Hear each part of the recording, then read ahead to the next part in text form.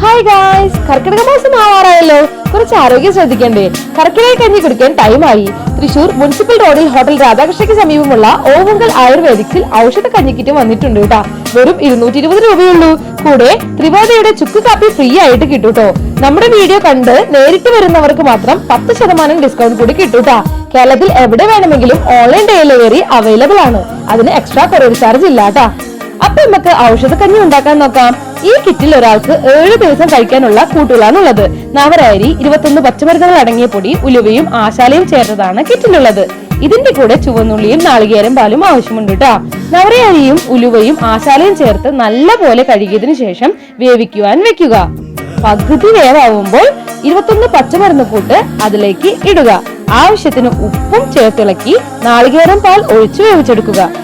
കഞ്ഞി വെന്തതിനു ശേഷം അതിലേക്ക് നെയ്യിൽ ചുവന്നുള്ളി കാച്ചി ഒഴിക്കുക. കഞ്ഞി റെഡി ആയിട്ടോ.